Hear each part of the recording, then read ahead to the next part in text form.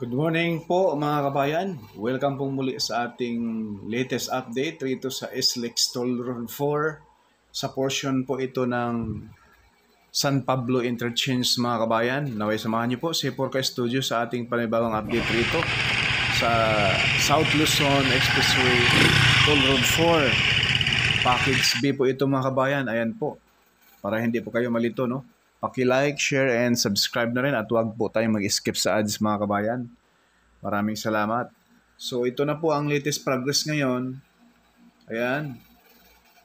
Nakaprepare na yung simento dyan mga kabayan sa mismong SLEX Tier 4 mula rito sa San Pablo Interchange. Halos hanggang na po yan mga bayan, Barangay San Antonio, Santo Tomas, Batangas, no?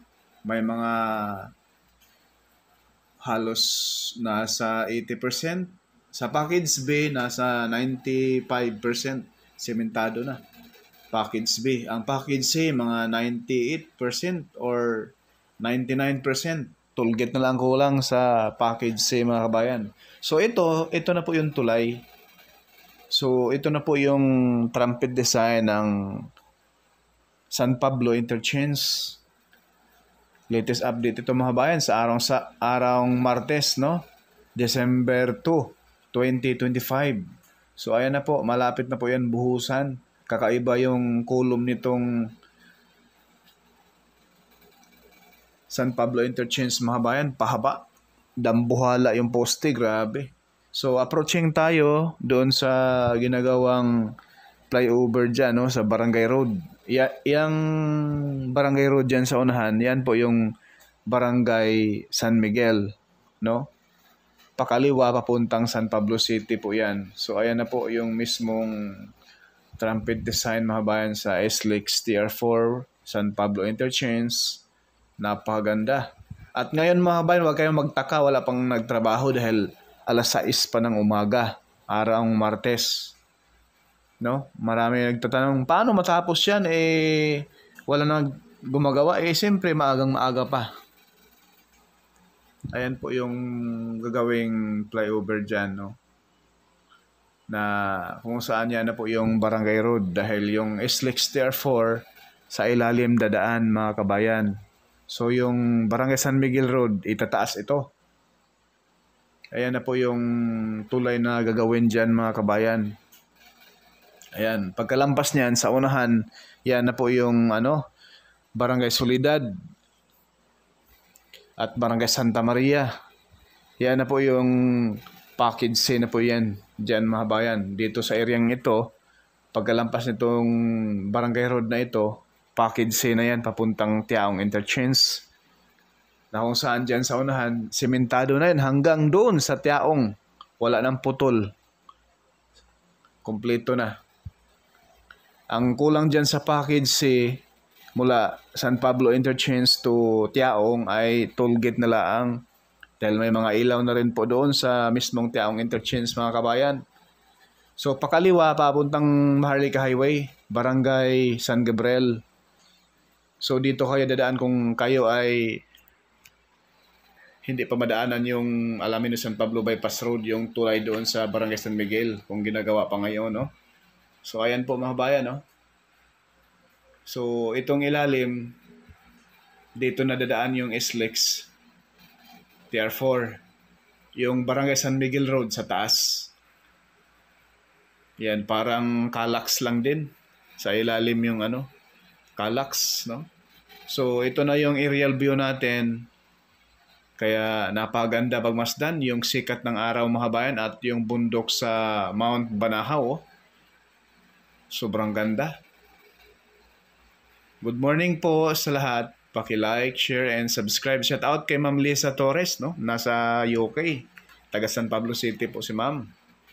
At magandang umaga po sa ating mga kabayan rito sa San Pablo City, Laguna.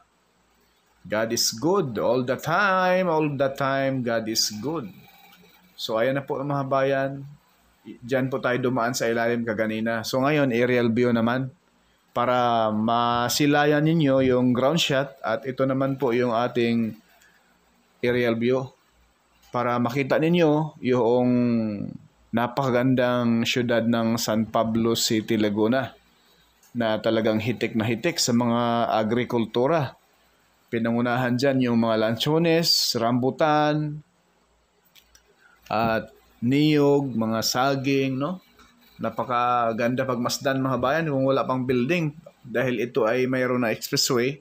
Asahan natin magsulputan na po rito yung mga malalaking developer, malalaking mga pabrika.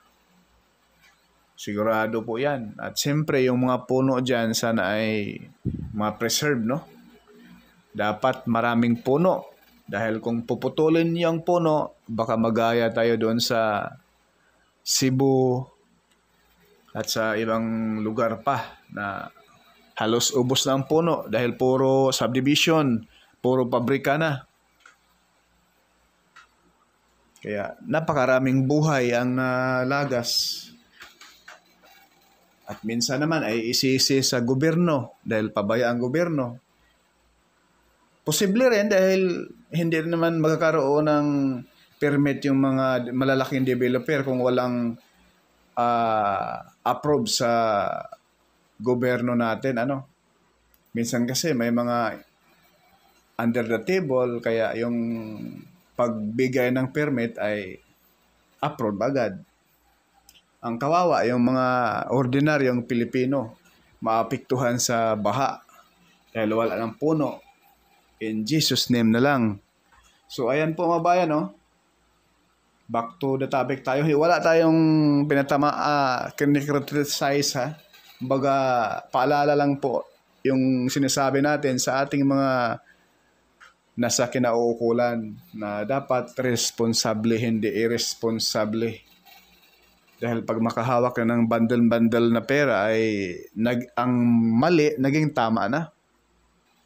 So, kawawa ang mga mahihirap na Pilipino.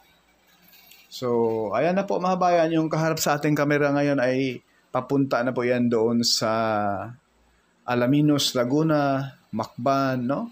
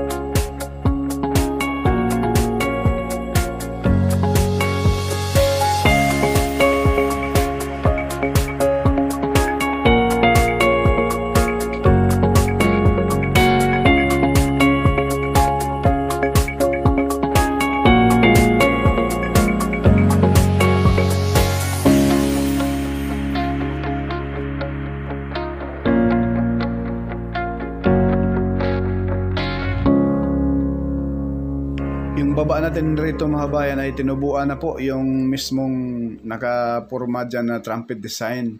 Tinubuan na po ng mga damo-damo. Dati napakalawak yan. Ngayon ay puro green na siya. So, inuuna nila ngayon mga kabayan yung tulay at saka na yung pagtambak muli ng lupa dyan. At yung lupa na tinambak dyan, ayan po, tinubuan ng mga damo ay napakatagal na, no? Halos 1 taon mahigit na.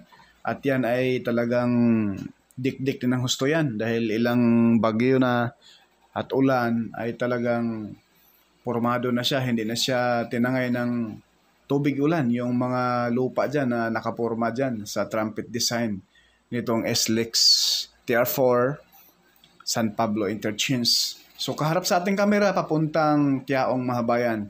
So yan lang po ang ating latest update rito sa SLEX TR4 Package B. San Pablo Interchange. Maraming salamat and God bless po.